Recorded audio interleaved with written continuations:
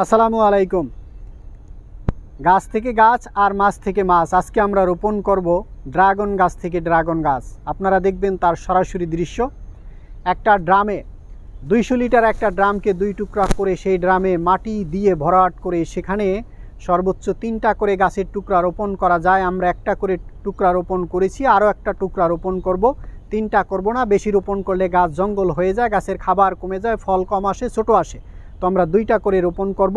একটা রোপণ করছি এবং আজকে আরেকটা রোপণ করব। সেই দৃশ্য আপনাদেরকে দেখাবো সরাসরি গাছ থেকে গাছ, অর্থাৎ গাছ, জীবিত গাছ থেকে গাছের টুকরা কেটে সেই গাছ আমরা নতুন আরেকটা ড্রামে রোপণ করব এবং সেখানে আপনাদেরকে দেখাবো 1 মাস পূর্বে যে আমরা ড্রাগনের টুকরা রোপণ করছিলাম সেটা এখন কেমন আছে সেটাও রোপণ করার পাশাপাশি আপনারা দেখবেন, এবং নতুন আরেকটা টুকরা রোপণ করতেছি সেটাও আপনারা দেখবেন। এই রোপণ করার ক্ষেত্রে আপনাদের কি হবে, গাছ থেকে গাছ কীভাবে রোপণ করে সেটাও শিখতে পারবেন, আপনিও চেষ্টা করলে পারবেন। তবে আপনি নতুন দর্শক হয়ে থাকলে আপনি চ্যানেলটা সাবস্ক্রাইব করে আমাদের সঙ্গেই থাকবেন। চলুন তাহলে আমরা কিভাবে গাছ রোপণ করি আপনারা আমাদের সরাসরি দৃশ্য দেখেন, আসেন। তো ড্রাম পূর্ব থেকেই রেডি এবং সেখানে একটা করে গাছ অলরেডি আমাদের আছে। তো সেখানে আমরা গাছ রোপণ করছিলাম, আপনাদেরকে সরাসরি আমরা দেখাচ্ছি। এই যে দেখেন 1 মাস পূর্বে, 1 মাস হয়নি, 2 দিন কম আছে, 1 মাস পূর্বে আমরা এই গাছটা রোপণ করছিলাম। দেখেন আজকে প্রায় 28 দিন পার হলো। 28 দিন পার হওয়ার ক্ষেত্রে গাছটার কোনো পরিবর্তন আসেনি, মারাও যায়নি। এখন তার পাশে আমরা আরেকটা টুকরা রোপণ করব, সেই দৃশ্যটা আপনাদেরকে আমরা দেখাচ্ছি। এই একটা রোপণ করার 1 মাস পরে কেন আমরা রোপণ করলাম, একসঙ্গে 2টা জিনিস আপনাদেরকে দেখাচ্ছি। গাছ থেকে গাছ রোপণ করলে যে গাছ মারা যায় না, গাছ যে ভালো থাকে সেটা দেখানোর জন্য এই গাছটা 1 মাস পূর্বে রোপণ করা, এবং তার পাশে আজকে এই গাছটা আমরা রোপণ করব, সেটা আপনাদেরকে দেখাবো। অর্থাৎ ওই যে আমাদের বাগানটা দেখছেন, ওই বাগানের গাছ থেকে আমরা গাছ কেটে নিয়ে এসেছি এই টুকরা। এইভাবে প্রত্যেকটা ড্রামে একটা করে টুকরা আমরা রোপণ করব। দেখেন নগদ কেটে নিয়ে এসেছি, গোড়াটাও একেবারে এখনও কাঁচা। টুকরাটা কেটে আমরা চতুর্দিক থেকে একটু সেটে ফেলে দিলাম। এখন এই টুকরাটা আমরা এই ড্রামের ভিতরে রোপণ করে দিব। দেখেন আমরা আমাদের সঙ্গে আপনারা দেখেন, আপনারাও যদি চেষ্টা করেন রোপণ করতে পারবেন। আর এই ড্রাগনের মাটি কিভাবে রেডি করেছি, কতদিন রেখেছি, কি কি জিনিস দিয়েছি সেটা দেখার জন্য আপনি চ্যানেলের লিঙ্কে আমাদের পূর্ববর্তী ভিডিওগুলো দেখলে আপনি জানতে পারবেন। দেন আমাদের যন্ত্রটা দেন, আমরা একটু মাটি আলগা করে নেই। এই যে গাছটা আমরা রোপণ করলাম, এই রোপণ করার পাশেই আমরা আরেকটা গাছ রোপণ করব। সর্বোচ্চ আমরা 5 থেকে 6 ইঞ্চি আমরা দূরত্ব জায়গা নিব, যাতে গাছটা মাঝখানেই পড়ে। এই দেখেন এই মাটিটা আমরা একটু খুঁড়ে নিছি, মাটিটা কিন্তু একেবারে নরম। এই কিছুক্ষণ আগে বৃষ্টি হয়ে গেছে যে কারণে নরম। আর এই যে মাটির ভিতরে আপনারা যে কালো কালো জিনিসগুলো দেখতেছেন, এগুলো হচ্ছে কিন্তু সম্পূর্ণ জৈব সার। মাটির সঙ্গে আমরা জৈব সার মিক্সড করেছি, যে কারণে এই জৈব সারটা আপনারা এখন এখানে দেখতে পাচ্ছেন মাটির ভিতরে। এই গাছটার পাশেই আমরা এই গাছটা রোপণ করব। আর একটা বিষয় আপনাদেরকে আমরা দেখাইতে চাই, এই যে গাছটা আমরা এর আগে রোপণ করেছিলাম,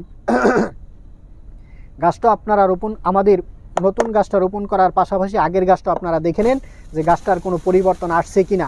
এই গাছটা কিন্তু আমরা বেশি একটা গভীরে দিব না, এতটুকুই আমরা গভীরে দিব। এই দেখেন এই গভীরে দেওয়ার পরে গাছটা আমরা এদিকে একটু হেলে দিলাম। এই হেলে দেওয়ার পিছনে কারণটা কি আপনাদেরকে বলেছিলাম, এটা হচ্ছে 6 তলা ভবনের ছাদ, অনেক উঁচু জায়গা, প্রচণ্ড বাতাসে যাতে আপনার এই গাছটা সোজা করে খাড়া করে যদি আমরা রোপণ করে বাঁশ অথবা গাছ দিয়ে যদি সোজা করে উপরের দিকে নিয়ে যাই, প্রচণ্ড বাতাসের বেগে ড্রামটা ফেলে দিতে পারে, গাছটা পড়ে যেতে পারে, তখন ড্রামের মাটিও পড়ে যাবে, গাছও নষ্ট হয়ে যাবে। যে কারণে আমরা গাছ রোপণ করার সময় আমরা গাছ একদিকে আমরা হেলে দেই। হেলে দেওয়ার কারণ হচ্ছে এই যে গাছটা আমরা এখানে রোপণ করলাম, এই রোপণ করার পরে আমরা এদিকে রোপণ করার পরে গাছটা কমপক্ষে 2 থেকে 2.5 ফিট সামনে আসবে, লম্বা হয়ে সামনে আসবে। সামনে আসার পরে আমরা এখানে মাচা দিয়ে দিব, 2 ফিট মাচা দিব। মাচা দেওয়ার পরে সেই মাচার সামনে গিয়ে গাছটা সামনের দিকে ডালপালা ছড়িয়ে ঝরে যাবে। তখন আপনার ড্রাগনটা আসলে মাচার ওই পাশ থেকে আমরা তুলে নিতে পারবো।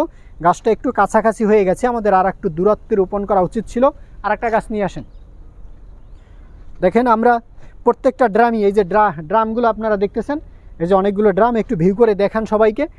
এই যে ড্রামগুলো আপনারা দেখতেছেন, এই প্রত্যেকটা ড্রামই আমরা গাছ রোপণ করব। প্রত্যেকটা ড্রামই আমরা 2টা করে গাছ রোপণ করব ইনশাল্লাহ।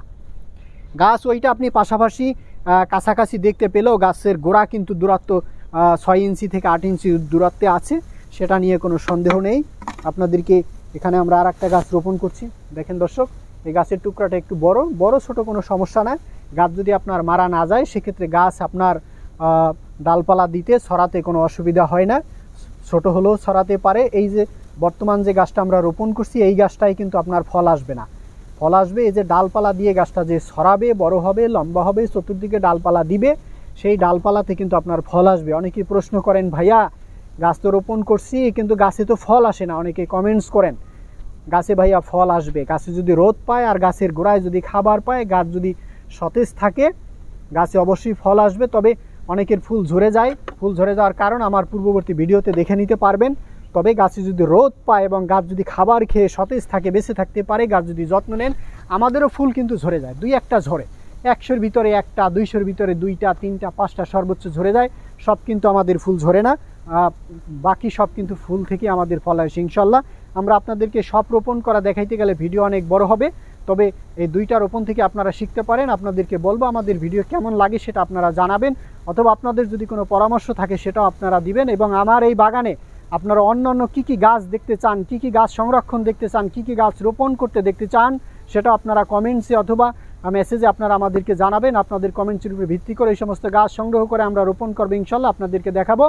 দেখা হবে পরবর্তী ভিডিওতে, নতুন কোনো ভিডিওতে। সেই পর্যন্ত ভালো থাকবেন। আল্লাহ হাফেজ, আসসালামু আলাইকুম।